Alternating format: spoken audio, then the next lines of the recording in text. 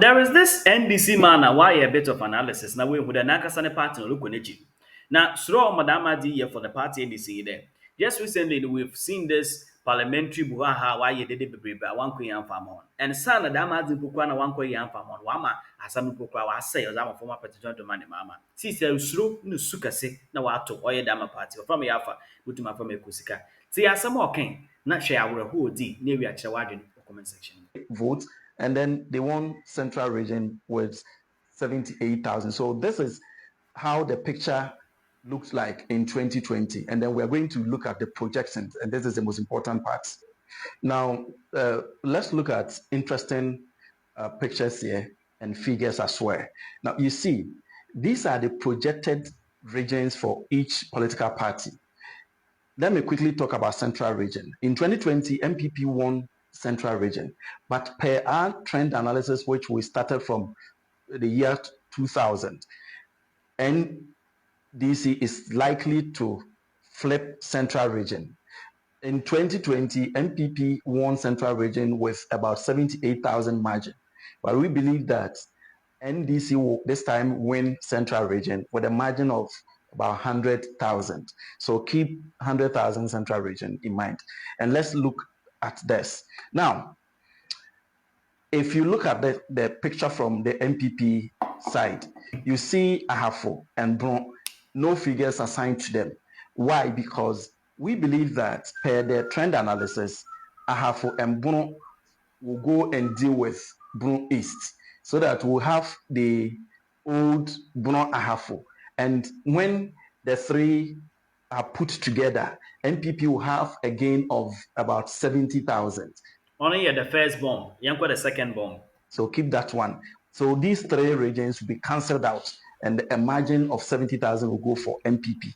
Then Western North and Western region will also cancel themselves out, because MPP is likely to win Western region. NDC is likely to win Western North.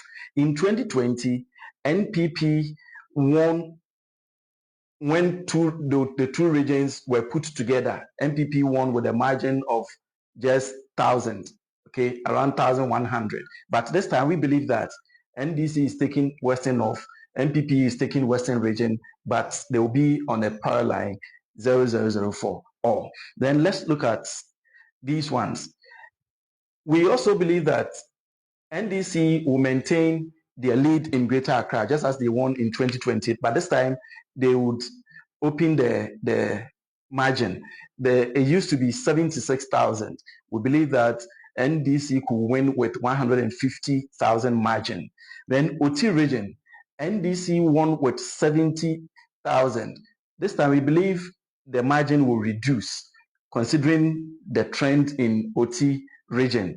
So NDC will win with a 50,000 margin. Voter region, NDC is likely to win with a whooping margin of 600,000, and that is 600,000. So, and then with all the four northern regions, we believe that Dr. Mahmoud Bawumia is going to close up the gap. The gap used to be 380,000, but we believe that with the Northeast going for NPP and all other four northern regions going for NDC, we could have a reduction in the margin we had in 2020. So we expect NDC to win all the northern regions put together with 200,000 margin. So let's keep this figure 200,000 margin. And we have also said that NDC is likely to flip central region, and when they flip, they will have a margin of 100,000. So if you put the areas and the figures NDC is going to win, we are looking at a figure around 1.1 million. 1.1 million. So keep this figure in mind with all the regions we've given NDC. And we are talking about 10 out of 16 regions, 10 out of 16 regions that NDC is likely to win with a margin of 1.1 million. Now, NPP, if you cancel out, they have only two regions plus the surplus from the three blue regions. Then we have NPP getting 1.3 million margin in Ashanti region. likely to record 300,000 different in Eastern region. So NPP has only three figures. They have 1.3 million, they have 300,000, and the 70,000. So NPP is likely to have a margin of 1.670000. So NPP is likely to get 1.67000. That is 1,670,000. Now, if elections were to be held today,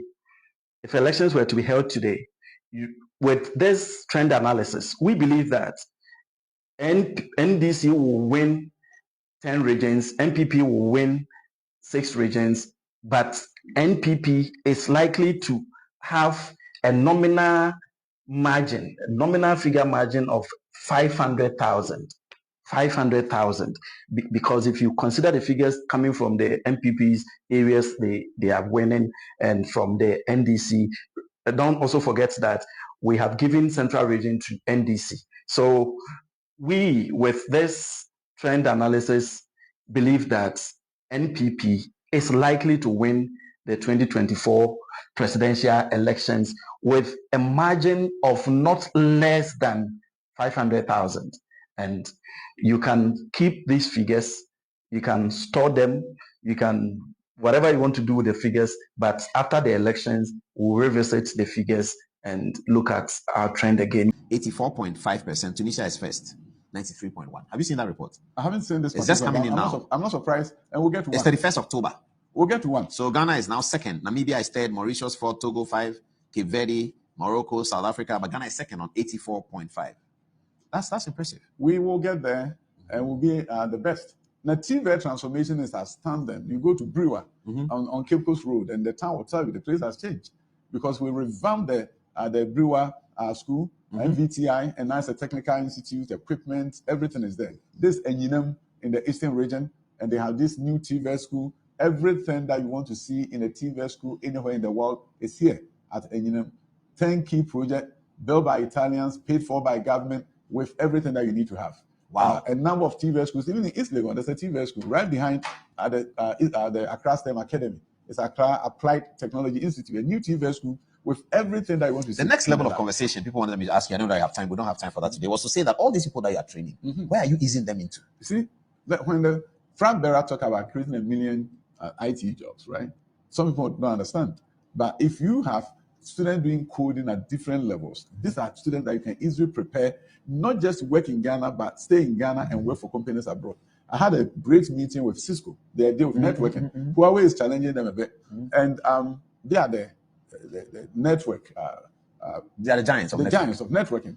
And they train the next generation. Now they want to come to Ghana. Oh, I see. Cisco set up in Ghana to train. And we'll start from the high schools and technical schools, train Cisco certified network engineers at the lower level. By the time they finish high school, they are working. They can work remotely for a number of companies. That's what Indians are doing. So these days, it's not about, the industry is not growing that fast, therefore don't speed up. It depends upon the courses that you are offering in high school and beyond. You see, we've created a high school system where we think everything is about preparation for college, and that we are not giving them the skills that will enable them to work. You rarely see a high school student walking into your office. It used to be with the old system. They go to banks. Yes. They go to police, the military. And they have a skill. Yeah. They write well. And that is why today, as I speak with you, we've introduced an intervention course that if you come to a high school and you can't write well, you're going to take 2 English classes the first year.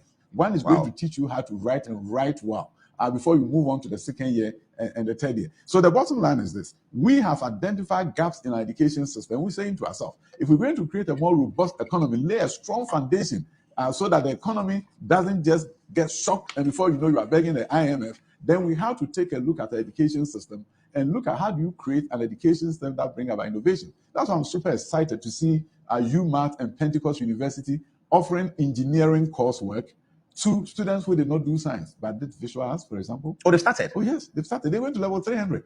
And UMass Vice Chancellor will tell you that they are doing better than those who did science. I see. You see, a visual artist can look at you and draw you. Engineering came from art. And then when you do engineering drawing. But the person who can draw is not being supported and helped to become an engineer. So who are engineers? When those who can innovate and look at you, draw you, cannot design bridges. And those who can memorize and calculate equations. So then you're going to have an engineering that doesn't innovate. And that's the story of Ghana. We've been saying it all the time, that our engineers they can't build anything, they only build traffic lights. After 20 years of shouting, they started building traffic lights. So now because we are not bringing in the creatives. They are not in. So we are not saying lower the standard, but what we are saying is simple. They come in, they didn't do physics and chemistry, which is important for engineering. You are giving them 1 year intensive physics, chemistry, and math. So you see, if you look at it, if they did science, biology, chemistry, and physics in 3 years, together with 4 other courses. So if they come and do only science by itself for 1 year, it is just as those who did the science for 3 years in addition to other courses. Because when they are doing the pre-engineering, they are not doing any other subject. They've already passed that. So I tell the story, Kojo Mensah, who had a dream and God was talking to him, and God said, Kojo, you're going to be the best engineer in the world. And he said, God, it can't be me. I'm growing up in Ghana. I'm doing visual arts. Nobody will allow me to become an engineer. So the bottom line is that don't lower your standards. But if somebody has a fierce determination that want to do something, these are 14 and 15-year-olds who made a decision that they wanted to do home economics. They wanted to do arts. They wanted to do this. And you are saying to them, we will never allow you to change, even if you have an epiphany. Will never allow you to change. Determined individuals do great things in their country and for their country. So we have to break those barriers for Ghanaian youth to say, I can and I'm going to be. Why do you tell a Ghanaian youth that you can be a network engineer because you didn't do science? When other youth in other places around the world are coming to network engineering with creative skills from visuals and others, and they are innovating in their space, and we are the ones who are putting barriers in the way of the children and telling them because we didn't do the same thing during TV Ghana, Matilda and Sir.